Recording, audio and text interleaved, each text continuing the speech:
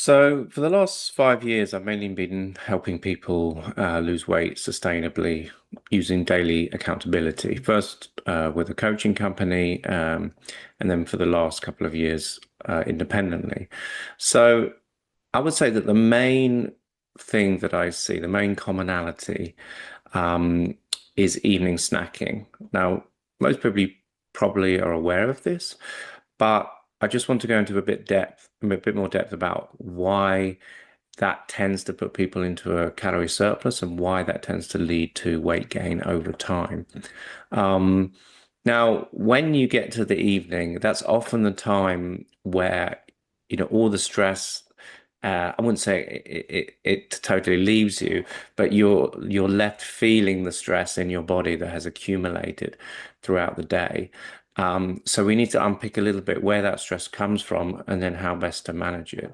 Um, First of all, everything's linked. So, if you have a stressful job, there are stresses going on with your family, you then don't sleep so well. The next day, you're then that much more stressed.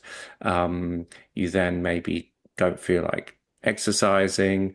You get to the evening again, you're stressed. You just want that quick, convenient way to have some dopamine to just kind of make yourself temporarily feel better. And it's totally normal, but that tends to be what leads us to feel slightly out of control over our choices and means that obviously over time we gain weight. Now, there are a few different ways to approach it. I always like to think about addressing the back end, which is addressing the source of the stress, and the front end. How, when you feel stressed in the moment, you could look to alternative strategies to sort of still feel that stress because you don't want to keep distracting yourself from your body using food, but also to manage it in a way which is more sustainable going forward. But ideally, you use both the back end and the front end together. So, if I were to again tell you what I feel was the biggest stressor leading to unwanted eating, or you could call it mindless snacking, however you want to describe it, I would say that is work stress. So, finding it difficult to put boundaries around your work. Now, you may think that that's just because you have a terrible boss, which is, of course, very common, or you have lots of pressures from higher up. But I've also exactly seen that with people who run their own very successful businesses, where they just are unable to really prioritize themselves. They feel obligated to prioritize their business. And again, you can always go back more and more layers. And, it depends with my client how far we go back. I'm not a trained therapist, so that's not really my role. But of course, everything, overlaps. So depending on the question I ask and where someone is at, depends how much information they volunteer or how much they want to verbalize. Early trauma, it could be early trauma around money. So they just feel that they are worthless unless they prioritize work first. Or it could be, of course, around trauma around food. So always being thought of as the fat kid or something like that. And that can then feed into a sort of self-sabotage, whereby if you have other stress as well, it doesn't matter because I've already eaten this, so it doesn't matter if I eat this, but whatever it may be. So yeah, you really want to ideally start to dive into where those stresses are coming from. Some of the most common ones, of course, fatigue, very important. Now, I'm going to jump around a bit, but with all of them, what I say is the best thing to do is to try to get back into your body somehow, even if it's like a 10-minute walk around the block. A lot of my clients are American, so I might use some American terminology. Even if it's a short walk around the block, this is a way just to get yourself out of the environment, potentially at home can be a work and family sort of stressor, can trigger, visual cues can be, oh, I need to do this, I need to do that. Or, you have a partner, can you do this? Can you just do this? Can you just do that? And then, which is all fine, but it's just about knowing, okay, where is time for myself? Where can I sort of prioritize myself in all this? So even just scheduling in or just saying, oh, I'm just going for a short walk is a way just to get back to your body, get back to dissipating some of that stress physically. You're not doing massive amounts of exercise, but it gets you out of your environment, number one, and gets you into your body, number two. So that again would be a front end coping strategy for cravings, for those feelings. Again, wanting to distract yourself from the stress you feel in your body. Now, other stresses that are very common, uh, family stress, work stress, boredom, loneliness. These are big ones as well. So I've seen both, I've seen someone with 7 kids who's extremely stressed and, has severe problems. And I've seen people who are on their own, very lonely, who also look to food in order to manage those feelings. So yeah, boredom, anxiety, fatigue, loneliness, and historical trauma.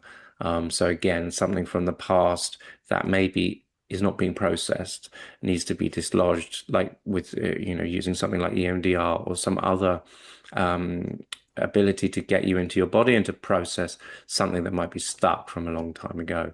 But yeah, if I were to rank these things, the most common thing I see is work stress. Now, of course, we have a mortgage. Okay, we have to work, but it's about knowing where your boundaries are, and knowing like, no, I'm not going to answer emails at 10 p.m. Look, maybe you are someone who's happy with that. And if you still feel that, you're not gaining weight and you're healthy and that is still, yes, I'm happy to answer emails at 10 p.m. But if you're not, if you feel that that is infringing on your boundaries, that's where you need to have the courage to be disliked. It's a very good book. But that fear of letting people down, that fear of um, sticking to your own values and going against other people's expectations is a very important feeling to overcome and to lean into that discomfort of saying, however you want to express those boundaries, but having the courage to do so will pay dividends in terms of your own well-being and your own health. So those are just some ideas that I've seen over the years. And again, there are other front end strategies that can be good. For example, maybe you really enjoy having, before you had sort of snacks, so something crunchy, right? But maybe you substitute that with, some carrots and celery with hummus. And, at first you might be like, oh, it's not great. But, you put a bit of salt on it. Not everything to make things tasty has to have some trade-off with health, right? But, if you're having whole foods, you're having whole food fiber, as opposed to chips. Again, I'm talking American here, crisps in the UK. Then it's okay. Or for example, I've had clients rather than having a sort of gin and tonic, they might have a slimline tonic only with a slice of lemon and ice, and it still provides most of the benefit of that decompression and that, okay, I just want to relax and think, but there are boundaries. Like I know people who have sort of now resorted to having a cigar or something, and you're like, okay, maybe that's pushing it a bit, and that's not something that's in line with your values, and that's going to the trade-off. It's not worth it. So yeah, so having some kind of reward is not necessarily a bad thing. It's just about making it. Or even I remember, yeah, a client who had sort of low calorie beer. I mean, it might have been zero alcohol. I think it might have been, but maybe not. If you feel that on a Thursday, a bottle of zero or low calorie beer is still in line with your values, then that's something to think about. The other strategy, which I think is very important, is you don't want this very restrictive attitude of like, I can't possibly eat anything. I can't possibly have any snacks. If you want a snack, you should be able to have it, but you should have it in as mindful a way as possible. So what does that mean? That means pouring, say, some crisps into a bowl, taking a picture, using an app like See How You Eat just to track with photographs your choices. That can be good. An even better thing, which is something I tried to do, is to really try and, if you have control over it, to keep your home environment free of, easy access, high calorie snacks.